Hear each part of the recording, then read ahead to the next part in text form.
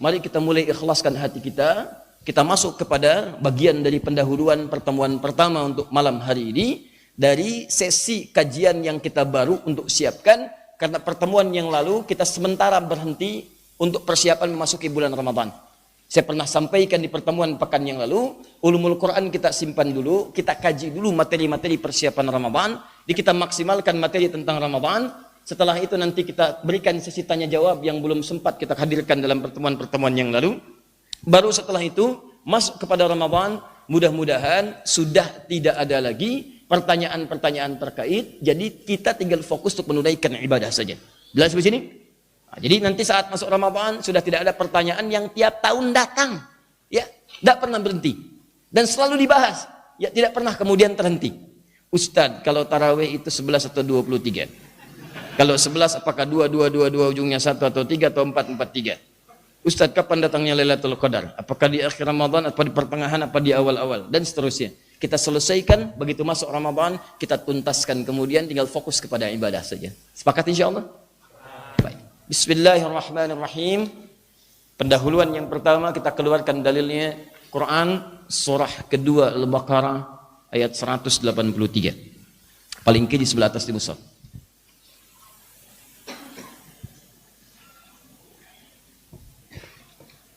Sudah?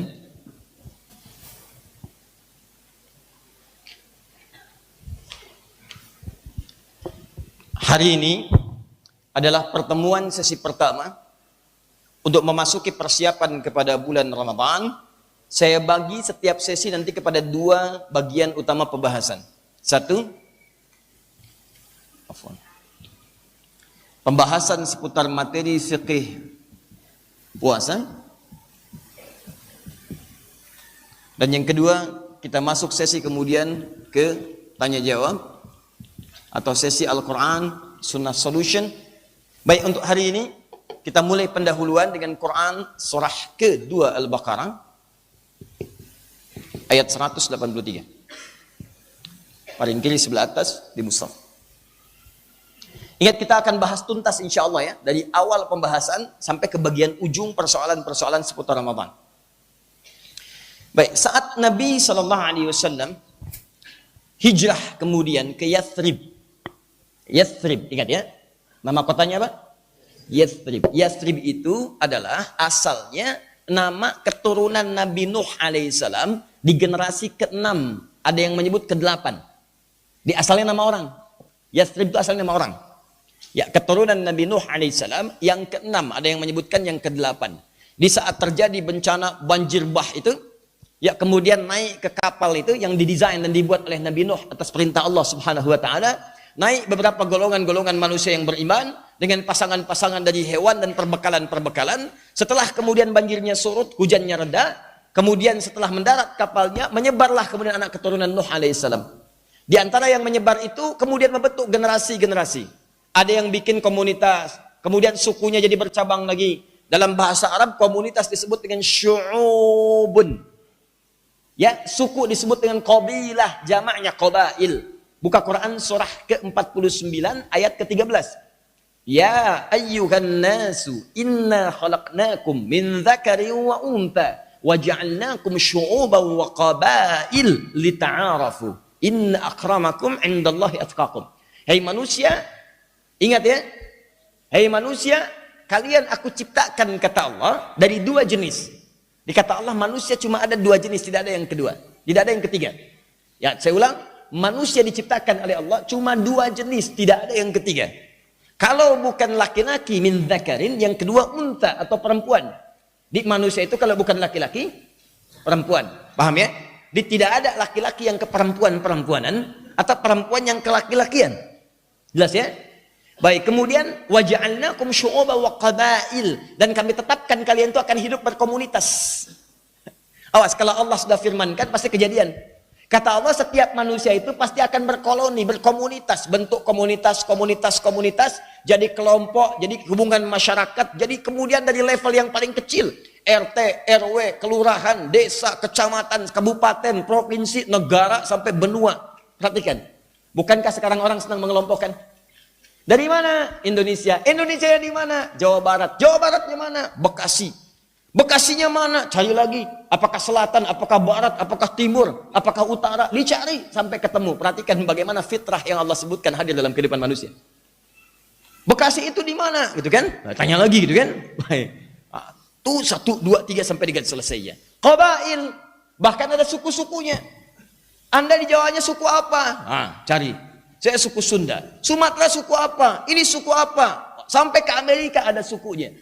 Sampai di Asia banyak sukunya. Qabilah, qabail. Nah, di antara suku yang menyebar itu ada yang disebut dengan Yathrib.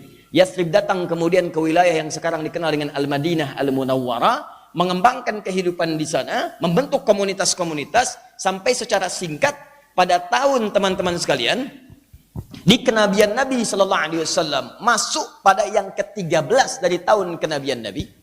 Usia beliau 53 tahun, menerima wahyu usia 40 tahun, kemudian menyampaikan risalah di Makkah bertugas 13 tahun, usia 53 tahun, berhijrahlah beliau ke tempat yang disebut dengan Yathrib ini. Yathrib, maaf ya, fokus, tempatnya itu dulu masih kotor. Tempatnya masih tertinggal. Jadi tertinggal, peradaban tidak ada. Yang kedua, ini yang paling penting, hati-hati. Penuh dengan konflik, ribut melulu, ada Aus, ada Khazraj. Yang ketiga, sedang tertinggal dalam urusan pangan. Jadi kelaparan banyak, kekurangan pangan, tidak ada peradaban, dikuasai Romawi dengan Persia sampingnya. Terus tipikal masyarakatnya masih senang berselisih, ribut sudah ratusan tahun, datang Nabi ke situ, hijrah. Di kondisinya tidak ideal. Tapi yang paling menarik, ini yang saya mau katakan mungkin contoh bagi para pemimpin-pemimpin daerah, sampai ke level yang paling tinggi.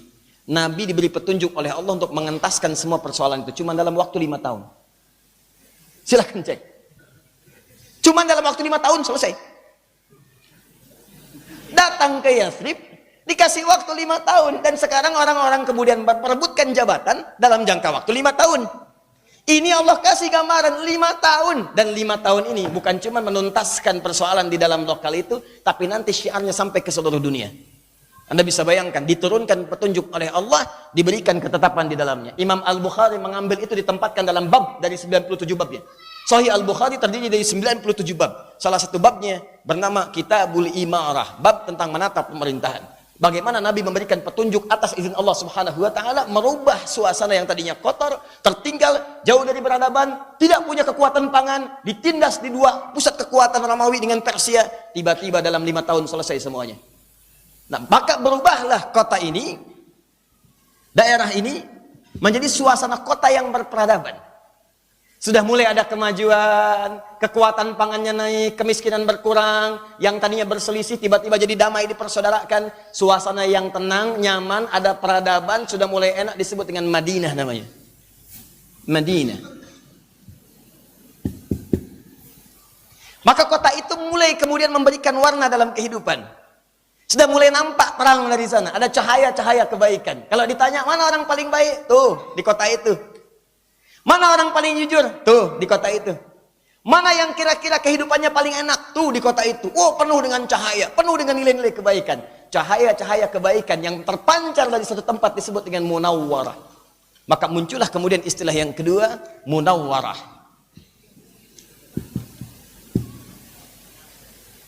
Nah, persoalannya, begitu masuk perasaan tuh tenang aja.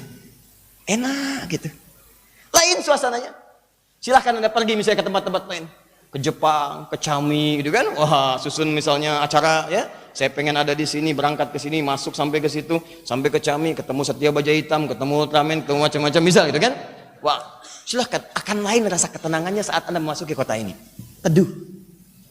Maka sesuatu yang khusus beda dengan yang lainnya, tidak sama. Allah bagi yang belum pernah ke sana, saya doakan dengan izin Allah, mudah-mudahan dipermudah insyaallah ya. Baik. Nah, masuk beliau ke sini, hijrah kemudian, tahun pertama mempersaudarakan, bangun masjid, menata para sahabat, melihat yang bagus-bagus peluangnya, dipetakan keadaannya. Tahun kedua hijrah mulai stabil, begitu masuk tahun kedua hijrah, tepatnya kemudian di bulan Sya'ban, hari Senin, tahun kedua hijrah, di bulan Sya'ban, tiba-tiba Allah turunkan Quran surah kedua Al-Baqarah ayat 183. Ini tahunnya, tahun kedua hijrah, bulannya di bulan Sya'ban. Harinya di hari Senin. Senin, bulan Sya'ban, tahun kedua Hijrah. Turunlah Quran surah kedua, ayat 183. Paling kiri sebelah atas. Perhatikan kalimatnya. Ya ayyuhalladzina amanu kutiba alaikumus syiyam kama kutiba alal ladzina min qablikum la'allakum tattaqun. Fokus baik-baik. Kalau ditanya teman-teman sekalian, ini Quran surah kedua Al-Baqarah ayat 183, turunnya di mana? Di Al-Madinah Al-Munawwarah. Tahun keberapa? Tahun kedua Hijrah. Tahun kedua Hijrah itu maksudnya Nabi masuk tahun kedua dalam periode Hijrah ke Madinah. Begitu pindah ke Madinah, tahun kedua turunlah kemudian ayat ini dan surah dimaksud. Bulannya bulan apa? Sya'ban. Sya'ban itu bulan ke-6 atau bulan ke-8? Jadi bukan 5, bukan 6, bukan 7. Bulan ke-8. Bulan ke-8 tahun ke-2 Hijrah. Pada mulanya orang Yahudi senantiasa mengolok-ngolok sahabat-sahabat Nabi SAW. Kata orang Yahudi, begitu datang Nabi ke Madinah, Al-Madinah Al-Munawwarah, itu apa yang terjadi? Kejadian pertama, beliau sholat. Karena memang perintah sholat sudah turun setahun sebelum hijrah. Saat sholat itu belum ada teman-teman sekalian perintah menghadap ke arah Al-Masjid Al-Haram, ke Ka'bah. Di sholatnya sholat, cuman kiblatnya menghadap ke arah Baitul Maqdis di Palestina. Menghadap, diolok-olok oleh Yahudi. Kata orang-orang Yahudi, lihat umatnya Muhammad SAW. Agamanya agama copy paste. Kiblatnya menghadap ke kita. Sholat cuman kiblatnya menghadap ke kiblat kita. Karena mereka membanggakan istana Sulaiman yang pernah dibangun di wilayah kemudian Al-Maqdis itu. Lalu apa yang mereka katakan? Lihat, sholatnya sholat, cuman ngadap ke kiblat kita. Terus diolok-olok. Sampai kemudian Allah turunkan Quran surah kedua Al-Baqarah ayat 144 itu. Paling kiri sebelah bawah. Qad nara taqalluba wajhika fis sama' falanuwalliyannaka qiblatan taradaha fawalli wajhaka syatral masjidil haram. Muhammad, kami sering perhatikan engkau menengadahkan wajahmu ke langit memohon kepadaku, kata Allah. Masya Allah. Kami sering perhatikan, selalu perhatikan. Jadi sifat doa itu kalau antum minta itu selalu diperhatikan oleh Allah. Jadi Nabi itu bukan sekali dua kali mohon. Ya Allah minta, belum dikabulkan. Ya Allah minta, belum dikabulkan. Ya Allah minta, belum dikabulkan. Hijrah ke Madinah diolok-olok. Ya Allah minta, belum dikabulkan. Selang beberapa masa kemudian baru dikabulkan. Lebih dari setahun dikabulkan oleh Allah. Seorang Nabi berdoa kepada Allah. Nabinya Nabi paling mulia, orang paling hebat, akhlaknya disanjung oleh Al-Quran, turun surah menjamin surga sebelum wafatnya, disanjung oleh Quran sebagai kana khuluqul Quran, akhlaknya adalah Al-Quran, disanjung oleh Allah sebagai Habibullah, disanjung dengan nilai-nilai ketaatan luar biasa, berdoa kepada Allah. Apakah seketika dikabulkan? Tidak. Nunggu setahun lebih untuk dikabulkan. Apakah mengeluh? Tidak. Minta lagi, minta lagi, minta lagi. Kata Allah, kami sering perhatikan engkau menengadahkan wajahmu ke langit. Jadi kalau doa belum terkabul, bukan berarti nggak dijawab. Boleh jadi Anda sedang diperhatikan Allah. Anda diperhatikan oleh makhluk, senangnya luar biasa. Kenapa Anda tidak senang saat diperhatikan oleh Allah? Allah itu cinta mendengar suara Anda. Minta lagi, minta lagi, minta lagi. Boleh jadi bukan Allah ingin mengabulkan secara cepat doa Anda, tapi ingin mengumpulkan sebanyak mungkin apa yang Anda mintakan kepada Allah. Saking Allah cinta kepada Anda, jangan minta sedikit. Minta yang banyak, minta yang banyak, minta yang banyak. Sampai kemudian setelah sekian lama Anda minta diakumulasikan oleh Allah. Nih saya berikan semua yang kamu minta. Di Nabi aja yang jelas surganya nggak mengeluh. Kenapa antum yang bukan Nabi baru semenit belum dijawab sudah mengeluh? Ya Allah, izinkan aku untuk bisa mendapatinya. Aku sudah berusaha ya Allah, segenap kemampuanku, tapi belum ada petunjuk juga. Baru doa, 5 menit kemudian, ya Allah kenapa belum ada tanda-tanda? Pasang status. Apakah dia bukan yang terbaik untukku? Itu caranya. Tapi secara singkat kemudian dikabulkan, baru menghadap ke arah kiblat, ke arah Masjidil Haram. Kejadian kedua, ini yang paling menarik, puasa juga. Begitu datang ke Madinah, melihat orang-orang Yahudi itu puasa. Puasa apa? Dikenal dengan Asyura. Asyura itu adalah tanda syukur kepada Allah saat Nabi Musa dibebaskan kemudian dari kejaran Fir'aun. Fir'aun ditenggelamkan kemudian di dasar lautan. Begitu tenggelam, selesai kemudian persoalannya, Musa mendapatkan risalah dari Allah untuk bersyukur kepada Allah atas peristiwa itu, maka ditunaikanlah puasa itu. Puasa Asyura. Ya, begitu ditunaikan, kata Nabi Muhammad SAW, kalau Musa bersyukur kepada Allah, maka kita pun lebih berhak untuk bersyukur kepada Allah Subhanahu Wa Taala. Maka saat kemudian orang-orang Yahudi itu puasa, Nabi Muhammad memerintahkan pada umatnya, kalian puasa. Karena risalah ini datang dari Musa alaihissalam. Sebagai syukur kepada Allah, maka kita hormati keadaan itu puasa. Puasa. Maka orang Yahudi mengolok-olok lagi. Lihat tuh, kemarin sholatnya menghadap Baitul Maqdis. Sekarang puasanya ikut kita juga. Maka teman-teman, di bulan Sya'ban itulah kemudian Allah kabulkan hal yang lebih baik daripada umat sebelumnya, hal yang lebih hebat daripada umat-umat sebelumnya. Sholat kita dipandang paling hebat karena nanti berbeda dengan sholat-sholat pada masa-masa umat sebelumnya. Umat sebelumnya, sholatnya teman-teman sekalian, saya berikan gambaran.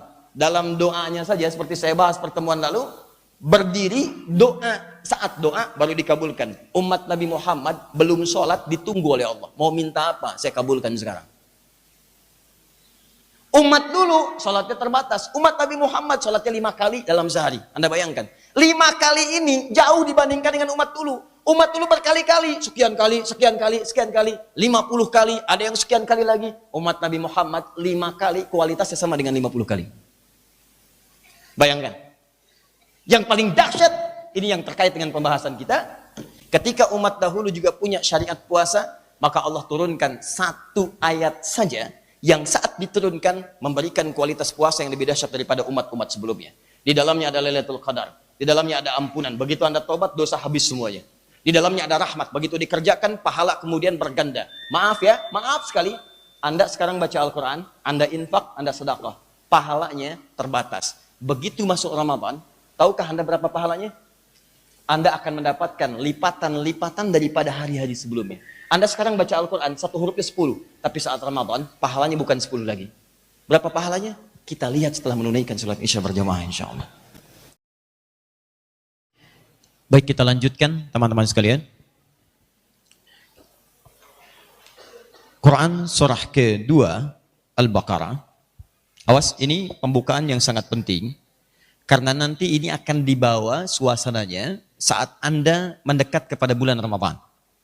Kalau Anda tidak punya suasana yang ditampilkan oleh isyarat Al-Quran dan hadis ini, maka kecil kemungkinan Anda mendapatkan keistimewaan yang dimuliakan dan diberikan oleh Allah saat bulan Ramadan.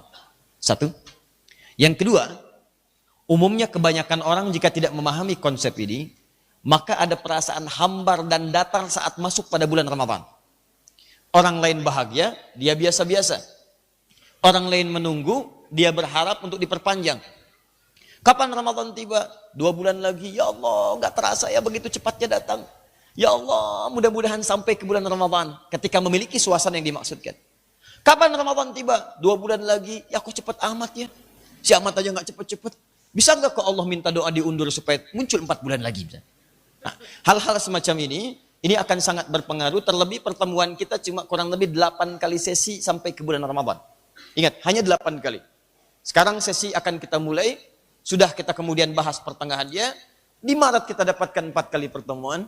Di April kita 4 kali pertemuan. Awal Mei sudah masuk ke bulan Ramadan. Ingat baik-baik. Ya, tahun ini 1 Ramadan, bulan puasa jatuh pada bulan apa? Bukan, Ramadan. Baru dengar ada orang Islam puasa di bulan Mei. Baik. Semoga Allah ampuni dosa-dosa kita semua ya, insyaallah. Baik. Secara singkat tadi sudah kita bahas. Nabi hijrah ke Madinah, Al-Madinah Al-Munawwarah tahun ke berapa? Kedua hijrah. Di sana sudah ada orang Yahudi? Sudah ada orang Nasrani? Sudah ada orang Islam? Ada. Sudah ada yang sudah syahadat duluan. Saat Nabi masih di Mekah, karena itu mereka minta Nabi hijrah ke Madinah untuk mereka temui dan mereka terima di sana. Maka ketika datang Nabi diolok-olok karena salatnya menghadap ke Baitul Maqdis, turun Quran surah kedua Al-Baqarah ayat 144. Maka diberikan kiblat spesial. Dengan salat yang spesial. Dikerjakan 5 waktu, nilainya sama dengan 50. Semua doa saat bahkan sebelum salat ditunggu oleh Allah. Kamu minta, saya berikan, kata Allah. Yang paling hebat, salat kita yang ditunaikan itu menjamin semua nilai kebahagiaan dan kesuksesan dunia akhirat. Karena itu ketika muadzin memanggil lewat suara adzan, hayya 'alas shalah, ayo salat. Orang dulu cuma salat, orang sekarang nanya, kenapa salat? Teruskan, hayya 'alal falah. Ayo, dengan sholat itu falah. Kamu dipanggil untuk sukses. Kamu dipanggil untuk bahagia. Kamu dipanggil untuk mendapatkan semua kenikmatan. Karena falah itu bermakna bahagia, sukses, nikmat, tenang, damai, nyaman. Di puncak semua kebahagiaan itu dilukiskan dengan kata falah namanya. Makanya kalau orang paham diajak sholat itu diberi bahagia, orang akan semangat sholat. Makanya kalau ada panggilan muadzin, jangan digayangkan, digambarkan itu sebagai panggilan beban. Apalagi kalau cuma panggilan ibadah yang cuma beban. Datang dipanggil, datang lagi. Selesai dipanggil, dipanggil lagi. Antum capek.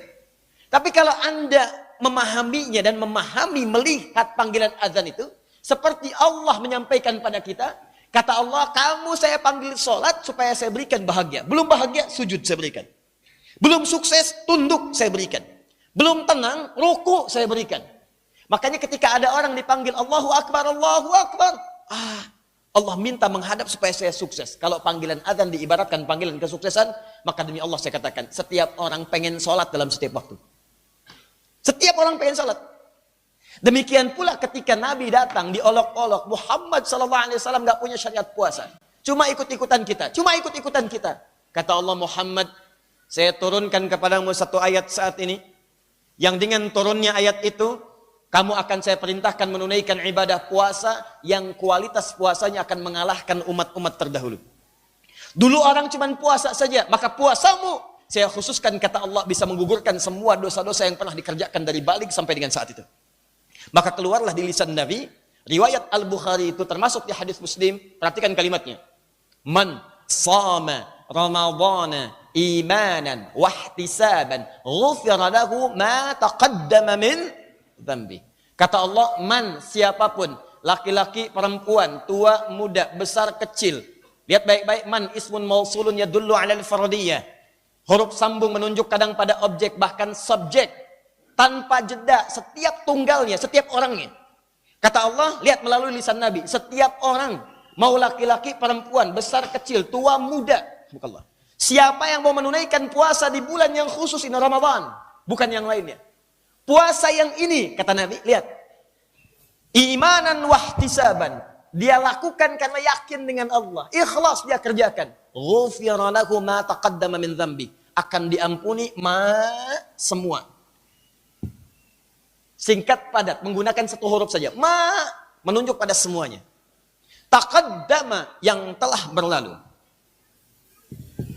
Min dzambihi. Minnya bukan tab'id, tapi istighraq. Tab'id itu sebagian. Sebagian. Wa minan nasi man yaqulu rabbana atina fid dunya wa ma lahu fil akhirati min khalaq. Sebagian manusia ada yang berdoa, ya Allah sukseskan dunia saya, ya Allah lancarkan rezeki saya, ya Allah luluskan ujian saya, ya Allah dekatkan saya pada segala kenikmatan, tapi orientasinya cuma dunia saja. Setelah sukses pekerjaannya cuma untuk mencari kemewahan dunia. Rumah luaskan, mobil banyakin, segala ditampilkan, popularitas ditampilkan. Tapi akhiratnya tidak pernah dipikirkan. Ada yang orientasinya kerja.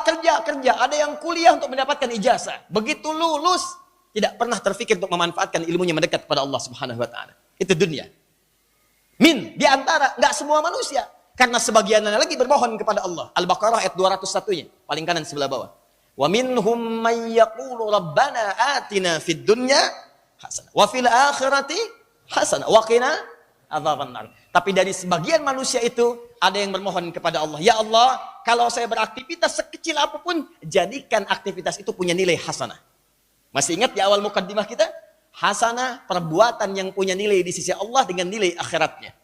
Ya Allah, kalau saya minum, jadikan minumnya berpahala. Ya Allah, kalau saya kerja, jadikan kerjanya berpahala. Tahukah Anda? Banyak rumus di Quran yang menjadikan semua pekerjaan kita menjadi pahala. Lihat wajah Anda di cermin. Berapa tahun Anda pernah bekerja sampai dengan purna bakti pensiun? Pertanyaan saya, dari setiap tetes keringat yang Anda hasilkan saat bekerja, apakah langkah Anda mendapatkan pahala saat bekerja itu? Padahal ketika Anda kerjakan rumus di Quran, itu setiap langkahnya dituliskan pahala langsung. Begitu Anda bekerja, ada pahala lagi. Dapat uang diserahkan kepada keluarga, ada pahala lagi. Dibelanjakan yang halal, ada pahala lagi. Berapa banyak pahala Anda kumpulkan? Duhai Anda yang saat ini sudah sampai di kampus. Masya Allah, ada yang semester 4, 5, 6, S1, S2, S3. Karena di Indonesia hampir semuanya S. Ya, SD, SMP, SMA. Kan? Udah gitu S lagi, S1, S2, S3. Wah, sampai dingin. Ya. Jadi, coba lihat. Dari setiap yang Anda pelajari, berapa yang punya nilai ibadah? Anda punya pahala enggak? Jangan-jangan nilai Anda tuh dituliskan SKS sekian, nilai sekian, IPK 4,00, tapi pahalanya 0,4. Apa yang Anda dapatkan? Padahal di situ ada surga yang Anda rindukan. Begitu Anda benar cara belajarnya, benar cara memulainya, benar cara kemudian mengerjakannya, wafat di dalamnya bahkan sebelum Anda diwisuda. Demi Allah saya katakan, wafat sebelum Anda diwisuda, Anda niatkan karena Allah, maka tertulis syahid di situ. Hari ini muncul di berita, ada seorang ayah hadir di wisuda, namanya Bapak Bukhari. Beliau berasal dari Aceh. Begitu datang ke wisuda untuk bisa menghadiri putrinya yang diwisuda, tapi ternyata hanya melihat putra dan putri anak orang lain, karena anaknya beliau sendiri saat telah menyelesaikan tugasnya sebagai seorang pelajar, beberapa hari kemudian wafat, meninggal dunia, dan ayahnya tetap datang menampilkan segala kehormatan yang telah membiayai anaknya, datang membawa ijazahnya. Tolong sampaikan, kami berikan berita gembira insyaAllah kepada orang tua mulia ini, kami hadiahkan insyaAllah ibadah umrah. Ya, untuk ayahnya yang hebat itu, yang telah menyiapkan dirinya, yang menginspirasi pelajar-pelajar, khususnya di Indonesia. Demikianlah ayah yang hebat. Dia tidak berpikir apakah anaknya kemudian muncul menjadi apapun, tapi dia ikhlaskan seperti apa yang Allah ridhai subhanahu wa ta'ala. Belum tentu apa yang Anda kerjakan, Anda bisa mendapatkan hasil seperti yang Anda harapkan. Tapi Anda kerjakan saat ini, niatkan karena Allah, maka segala sesuatu akan tuliskan sesuai dengan apa yang kita inginkan. Min dzambi. Lihat sini. Minnya bukan sebagian, tapi menunjuk keseluruhan, istighraq. Ini sudah disebutkan semuanya tanpa batas. Dosa kecil, dosa menengah, dosa besar. Dosa kecil yang tidak terasa, begitu keluar kemudian salah lihat, pikiran salah memikirkan. Tiba-tiba Anda duduk, begitu ke toilet sedikit, tempat duduk ditempati oleh orang lain. Ya, dari belakang sudah nggak enak pikiran. Pikiran sudah mengatakan, siapa sih itu orang? Ya. Wah, mau belok ke sini, tiba-tiba mau pulang, padat suasananya. Tiba-tiba keluar pikiran yang kurang bagus, padahal baru pulang taklim. Kenapa bisa begini ya? Apa nggak diatur kompleknya ya? Mana petugas parkirnya ya? Wah, itu pikiran sudah tidak baik. Yang paling kecil-kecil, pikiran turun ke mata, turun ke lisan, sampai dosa-dosa yang menengah, sampai dosa-dosa yang besar. Semua dosa tanpa batas. Kata Nabi, perhatikan, lisan Nabi yang mengeluarkan. Kalau ada hidayat yang bicara, tinggalkan. Tapi ketika Nabi yang sampaikan, fahuwa shadiqul masduq, orang yang benar dan dibenarkan dalam setiap tutur perkataan dan perbuatannya. Muhammad, sampaikan pada umatmu, puasa yang aku perintahkan sekarang spesial, beda dengan puasa-puasa sebelumnya. Tunaikan puasa itu, maka saat mulai engkau menunaikannya di hari pertama, engkau tunaikan, maka puasa saat engkau tunaikan itu bisa menggugurkan semua dosa-dosa yang pernah dikerjakan. Semua dosa tanpa kecuali. Siangnya selesai dosa, malamnya berdosa lagi. Muncul lagi hadis yang kedua. Man qama ramadhana imanan wahtisaban ghufira lahu ma taqaddama min dzambi. Selesai puasanya, malam-malam ketika masuk setelah buka ada salah lagi. Salah ucap, salah lihat, masuk tarawih, imam kepanjangan, ya. Ghairil maghdubi alaihim waladdallin. Amin. Yasin. Buset deh. Yasin. Ini imam siapa gitu kan? Udah malam pertama dikasih Yasin lagi. Allahu Akbar. Oh, bagus banget imam. Ah. Jadi siang selesai dosa, malam berdosa lagi. Turun lagi sabda Nabi yang kedua. Siapa yang menunaikan qiyam di malam harinya, dalam qiyam itu dia yakin dengan Allah, dia mengoreksi dosanya. Makanya dia katakan, teman-teman sekalian, perhatikan kalimatnya. Subhanal malikil quddus, subhanal malikil quddus. Ada lagi Allahumma innaka afuwun tuhibbul afwa Allahumma innaka afuwun, ya Allah engkau yang maha pemaaf. Tuhibbul afwa, engkau mencintai orang-orang yang meminta maaf. Makanya sering saya katakan, Allah lebih mencintai orang salah, orang bermaksiat yang taubat. Allah lebih mencintai orang yang bermaksiat lantas taubat dibandingkan soleh yang tidak pernah merasa salah. Maka ketika dia mengatakan Allahumma innaka afuwun tuhibbul afwa fa'fu 'anna. Ya Allah, engkau maha pemaaf. Aku mengakui aku banyak salah. Dan engkau mencintai orang-orang yang kemudian meminta maaf, tobat kepadamu, maka mohon ampuni dosaku, maafkan aku. Siangnya turun ampunan, malam turun ampunan. Kalau siang malam turun ampunan, kapan kita berbuat dosanya? Cuma Ramadan. 1. 2. Hari-hari biasa baca Al-Quran. Pahalanya teman-teman sekalian setiap hurufnya 10 kebaikan. At-Tirmidzi, nomor hadis 2910. Man qara'a harfan min kitabillahi falahu asyru hasanat. Siapa yang baca satu huruf dari kitab Allah maka nilainya 10 kebaikan. Walam aqul alif lam mim harfun. Saya tidak katakan alif lam mim itu satu huruf. Kata Nabi, alifun harfun, lamun harfun, mimun harfun. Wa likulli harfin asyru hasanat. Alifnya satu huruf, lamnya sehuruf, mimnya sehuruf. Setiap hurufnya 10 kebaikan. Jadi kalau ada orang baca alif lam mim, dapat berapa? Hitungan normal 30. Infak sekali dikerjakan nilainya paling sedikit 700 kali lipat, paling sedikit. Dalilnya Al-Baqarah ayat 261, paling kiri sebelah atas di mushaf. Mathalul ladzina yunfiquna amwalahum fi sabilillahi kamathali habbah ambatat sab'a sanabil fi kulli sumbulatin mi'atu habbah wallahu yudha'ifu liman yasha' wallahu wasi'un 'alim. Kata Allah, perumpamaan orang infak di jalan Allah. Datang mau infak, niatkan karena Allah. Niatkan karena Allah. Niatkan karena Allah itu diantaranya ikhlas, jauhi riya. Quran surah kedua ayat 264. Ya ayyuhalladzina amanu la tubtilu sadaqatikum bil manni wal adha kalladzi yunfiqu malahu ria'an nas. Riya jauhkan, lakukan karena Allah. Betapa sekecil apapun yang Anda berikan untuk infak itu niatkan karena Allah. Infak 500.000 pengen dilihat orang nggak punya nilai. Kata Allah habis seperti air bah menghancurkan segalanya. Infak 500 rupiah niatkan karena Allah. Ikhlas. Masukin kotak. Jangan sampai orang dengar. 400. Begitu kotak lewat. Alhamdulillah. Kedengaran. Niatkan. Pahalanya apa? Seperti menanam satu benih.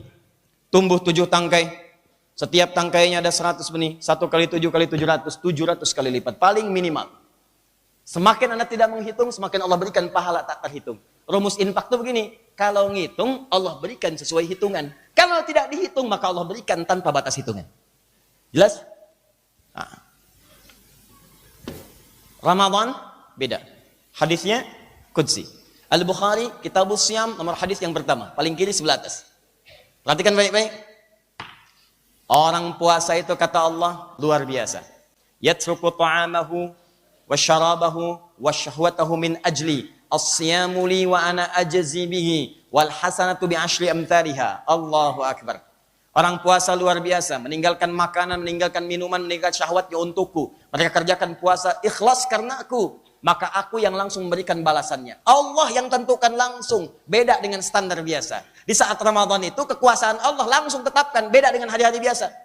10 pahala setiap huruf hari biasa. Ramadan beda, kata Allah lipat gandakan 10 kali dari hari biasa.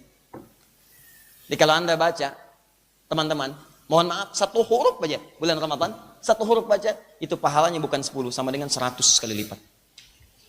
100. Masya Allah. Dan tidak pernah ada orang saat Ramadan baca Quran cuma sehuruf. Silahkan. Qaf 100 lumayan. Besoknya lagi 2 huruf. Toha 2. Dia hitung malam ini dapat 200 pahala. 2 kali 100. Besoknya yang 3 huruf. Alif lam mim. Besoknya yang 4 huruf. Terus kaf a ya ain sad. Wah, misal. Hitung-hitung dia tuh. Hampir gak pernah ada. Yang ada, bagaimana menghatamkan Quran 30 juz dalam 30 hari. Ada yang menghatamkan Quran 15 hari. Ada yang menghatamkan Quran 10 hari. Bahkan ada yang menghatamkan Quran dalam sehari. Bahkan Al-Imam Asy-Syafi'i menghatamkan Quran dalam sehari 2 kali. 60 kali menghatamkan Quran. Bulan Ramadan. Lihat. Seorang ahli fiqih, seorang ahli hadis, seorang penghafal Quran, seorang keturunan Nabi SAW, menghafal banyak kitab, luar biasa dekatnya, seorang imam, seorang ahli, seorang faqih. Ramadan datang, hatam Quran sehari 2 kali, 30 hari, 60 kali hatam Quran. Anda siapa? Ahli fikih juga bukan, ahli hadis bukan. Hafal Quran belum tentu, hadis belum tahu, imam bukan, makmum kadang-kadang. Datang Ramadan, cuma 1 huruf, nun. Cita-cita surga, surganya Firdaus lagi. Paham? Puasa orang dulu nggak menghasilkan ini. Puasa umatnya Muhammad SAW kata Allah, mereka bisa mencelamu sekarang, nanti kita buktikan siapa yang paling banyak pahalanya. Apakah kamu ataukah mereka? Mereka mengolok-olok memperbanyak dosa. Kamu sekarang Ramadan, saya ampuni semua dosamu. Yang paling dahsyat, saya turunkan satu malam yang nggak pernah dirasakan oleh mereka. Ketika malam itu turun, bukan 10, bukan 100 kali lipat lagi. Tapi yang Allah berikan adalah lebih daripada 1000 bulan. Ingat, bukan 1000 bulan. Karena bahasa Qurannya lebih daripada 1000 bulan. Kalau lebih itu berarti bisa 2000, bisa 3000, bisa 4000, bisa 5000 dan sebagainya. Inna anzalnahu fi wa ma adraka ma Lailatul Qadri khairum min malam Al-Qadar. Ingat, Lailah itu artinya malam. Malam Al-Qadar. Ini saya beri rumus ya. Perhatikan rumus ini. Di Quran itu ada Lail, ada Lailah, itu beda. Lail, Al-Lail.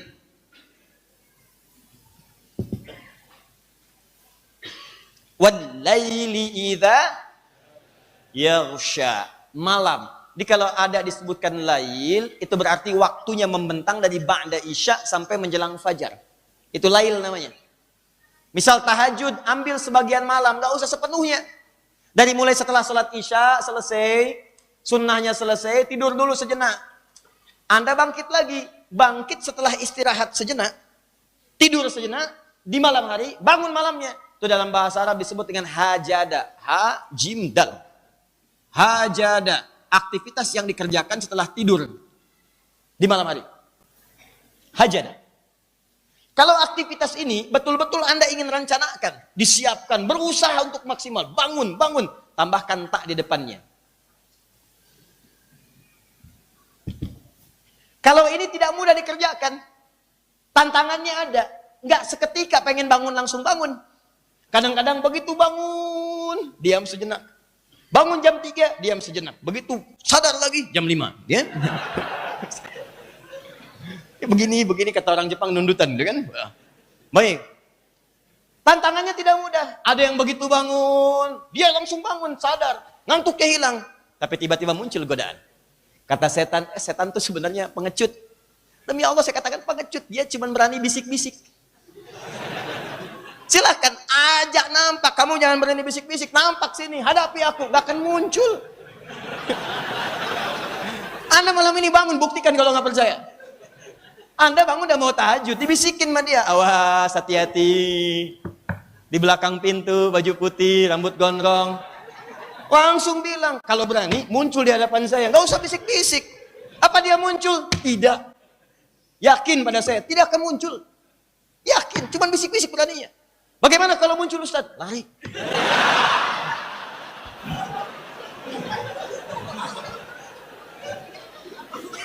Sudah. Gak akan muncul. Demi Allah sekarang gak akan muncul. Gak akan muncul. Karena tugasnya cuma ngasih was-was saja. Alladzi yuwaswisu fi. Cuma ngasih was-was. Allahu Akbar, Allahu Akbar. Adzan sudah berkumandang. Tenang, baru adzan. Belum qomat. Cuma ngasih aja, baru adzan. Jangan dulu berangkat, imamnya belum datang. Ngapain buru-buru ke sana? Paling nggak kebagian ke dalam juga. Terus malah begitu. Masa Anda kalah sama yang cuma bisik-bisik? Kita tuh lebih hebat. Dia cuma bisikin doang. Makanya tadi waktu dibacakan Al-Baqarah itu, ayat 164 tuh, ya dia mulai dari 165 seterusnya ke bawah. Ya 165, 166, 167, 168 sampai 169. Paling kanan dari tengah sampai ke bawah. Ingat waktu saat maghrib tadi? Ya, sampai dengan rakaat yang keduanya. Di situ kan dia katakan begitu di soal, ya Allah ini gara-gara setan ya Allah. Idz tabarra alladziina tubi'u minal ladziina tabau ra'aush. Ya. Awas hati-hati. Ketika orang-orang yang diikuti itu teman-teman berlepas diri dari yang mengikuti. Awas, awas. Idz tabarra alladziina tubi'u minal ladziina tabau ra'aul 'adzab wa taqatta'at bihimul asbab. Ketika yang diikuti itu maksudnya setan berlepas diri dari yang ngikutin. Kata mereka yang ngikutin setan, yang ikut bisik-bisik, jangan dulu sholat lah, sholat itu nomor 2. Itu nomor satunya makan dulu, nomor satunya kesini dulu. Begitu diikutin, ikut saya. Dihadapkan dia kepada Allah di hari kiamat. Begitu hari kiamat tiba, ya Allah, saya tuh pengennya sholat ya Allah. Cuman dia katakan sholat itu nomor 2, nomor 1 ini dulu. Saya sih pengennya sholat ya Allah. Begitu saya pengen sholat, diarahkan saya kepada yang lain. Ya Allah, berikan hukuman kepada yang lebih daripada saya. Kata setan, ya Allah, saya kan cuma bisikin doang. Saya kan nggak maksa. Salah dia ikut saya. Apakah saya pernah maksa? Kan tidak. Coba lihat. Jangan biarkan di akhirat nanti dia berkelit saat masuk di akhirat. Tampil saat hari kiamat ketika dihisap tertawakan setan. Ya Allah, dia coba godain saya waktu di dunia. Dia nggak mampu. Siksa aja di neraka, ya Allah, saya pengen ke surga. Gituin tuh. Gitu. Dia ngarahkan saya kepada yang lain, ya Allah. Saya pilih sholat. Dasar, saya nomor 2, sholat.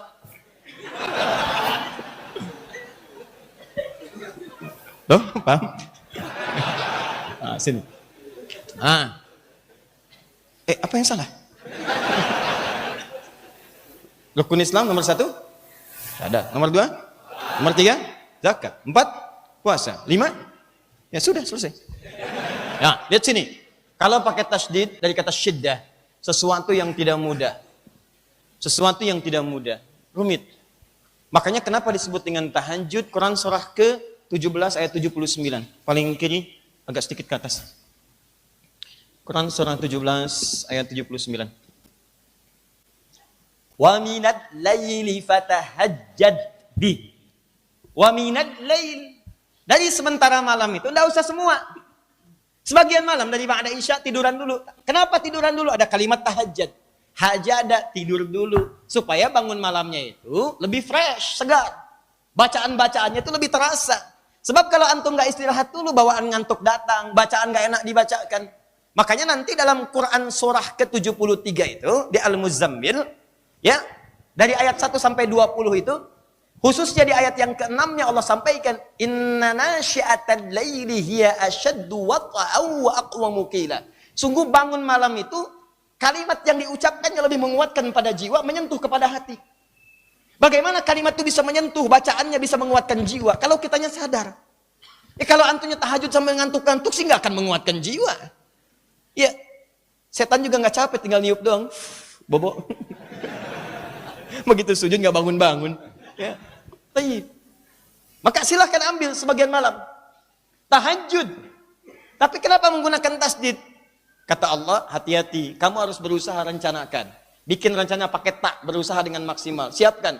Mau bangun jam berapa? Mulai tahajudnya. Oh, saya pengen 3:30. Maka mulai pasang alarm 2:30. Karena tantangannya tidak mudah. Ada ngantuk, ada godaan, ada macam-macam. 2:30. Pasang alarm. Kalau nggak punya alarm, kayak saya dulu waktu di pesantren. Saking nggak punyanya, saya tanya pada guru saya. Ustaz, saya nggak punya alarm. Gimana supaya saya bangun tahajud? Kau minta kepada Allah. Alarm Allah lebih hebat dibandingkan dengan alarm manusia. Saking nggak punyanya, saya mohon, ya Allah, saya pengen tahajud. Saya pengen bangun, ya Allah, 2:30. Itu luar biasa betul. Begitu minta 2:30, dibangunin jam 2. Anda bayangkan? Pokoknya kejadiannya apa aja lah. Ya. Bertemu ini, bertemu itu, tiba-tiba suruh bangun dan sebagainya. Pokoknya yang penting bangun. Minta 2:30, bangun jam 2. Anda bayangkan. Saking baiknya Allah. Anak bangun jam 3:30, pasang alarm 2:30. Bahkan ada yang 3 kali pasang. 2:30, jam 3, 3:04. 3 kali pasang. Alarm pertama mematikan alarm kedua. Alarm kedua matikan alarm ketiga. Alarm ketiga cuma siap-siap aja. Bangunnya 4:30. Lail. Jadi kalau disebutkan dengan kata lail, itu waktunya malam. Malam. Ya, lail, jamaknya layali. Turunannya lela, lili, lala. Lela, lili, lala, lail, layali, dan seterusnya. Itu malam namanya. Ustadz, ada yang namanya Ibu Leli. Ibu malam-malam. Ya. Kalau di malam itu, punya keistimewaan. Dia istimewa nih. Ada sesuatu yang beda. Ada pahala yang banyak, ada kemuliaan, ada ampunan, ada rasa sayang, ada ketenangan, ada kedamaian. Maka tambahkan tak di ujungnya sebagai sifat kemuliaan itu. Setiap kata al-lail menggunakan tak di ujungnya, maka ada yang tidak biasa di malam itu. Malam yang istimewa. Pakaikan tak di akhirnya. Dari kata lail jadi lailah. Makanya ketika Allah menyebutkan kalimat malam al-qadar, kenapa menggunakan kata lailah bukan lail? Inna anzalnahu fi. Bukan lail tapi lailah. Sungguh kami telah turunkan Al-Quran yang dahsyat itu di malam yang penuh dengan keistimewaan. Namanya malam Al-Qadar. Nggak ada malam Al-Qadar kecuali nampak di satu malam di bulan Ramadan saja. Silahkan cari di waktu-waktu lain, Anda tidak akan pernah temukan. Dan itu cuma datang setahun sekali. Berita baiknya, Saat orang Yahudi mengolok-olok Nabi, Allah katakan, dijawab tuntas, kata Allah, sampaikan pada mereka, bahkan puasa kalian kami hadiahkan satu malam yang saat engkau kerjakan, amalan di malam itu sama nilainya dengan amalan lebih daripada 1000 bulan. Kalau 1000 bulan saja, kita turunkan di konversi kurang lebih misalnya 83 tahun. 83 tahun. Jadi kalau di malam ini ada yang baca Quran, satu huruf aja baru dibaca, Nun, meninggal, misal. Tepat di malam itu, baru sehuruf. Maka satu huruf itu nilainya bukan 10 lagi. Satu huruf itu nilainya sama dengan 83 tahun baca Qaf, baca Nun tanpa henti. Nun, nun, nun, nun, nun. Ada yang bisa? 83 tahun tanpa henti. Maka bayangkan siapa yang bisa menghatamkan Quran. Baca sebanyak-banyaknya. Ada yang sholat, ada yang zikir, ada yang berdoa, ada yang macam-macam. Nilainya sama dengan 83 tahun tanpa putus. Maka, ini yang mau saya sampaikan kepada anda seluruhnya. Begitu turun kemudian ayat itu, ya ayyuhalladzina amanu kutiba alaikumussyam, semua sahabat bukan sekedar mendengarkan ayat yang turun, tapi sudah mendapatkan kegembiraan dengan semua kemuliaan yang tadi disebutkan. Hei yang beriman, hei orang beriman, kata Allah, siap-siap, aku akan wajibkan kepada kalian untuk menunaikan ibadah puasa. Seperti orang-orang dulu pun pernah puasa. Kama kutiba 'alal ladzina min qablikum. Cuman puasa kalian beda. Puasa kalian bukan sekedar puasa, tapi aku akan berikan keistimewaan. Siapa yang puasa, aku ampuni semua dosa-dosanya. Siapa yang puasa, aku lipat gandakan pahalanya. Siapa yang puasa dan berjuang di dalamnya, aku berikan satu malam yang tidak tersaingi oleh malam-malam yang lainnya. Maka orang-orang dulu sampai setelah terbiasa puasa, sampai wafatnya Nabi, itu kalau sudah kemudian teman-teman mau dekat-dekat ke Ramadan, ukurannya bukan hari lagi. Begitu selesai Ramadan, udah nunggu Ramadan yang berikutnya. Ramadan itu kan bulan keberapa? Oh kan? 7 apa 8? 9. Ramadan bulan ke-9, Syawal bulan ke-10. Selesai Ramadan, muncul Syawal. Itu begitu tuntas Ramadan, masuk Syawal, sudah minta lagi kepada Allah, ya Allah, kok lama betul Ramadannya? Ya Allah, kalau bisa tuh setiap waktu Ramadan, kalau bisa Ramadan, kalau bisa Ramadan. Apalagi ketika Ramadan sudah mendekat pada waktunya, tinggal 2 bulan, itu sudah mulai memperbanyak ibadahnya. Sujud di malam harinya, doanya, minta dikuatkan, ya Allah, jikapun sampai ke Ramadan, sampaikan dengan penuh ketakwaan. Ya Allah, berikan kemuliaan. Ya Allah, berikan kesempatan, ya Allah, untuk mendapati. Ya Allah, ya Allah, ya Allah. Itu bayangkan, karena menyikapi cara pandang pada Ramadannya, bukan melihat kepada beban puasanya, tapi melihat kepada anugerahnya. Ini yang mau saya sampaikan. Jadi saat anda kemudian mendapati kata Ramadan, bayangkan semua kemuliaan ini.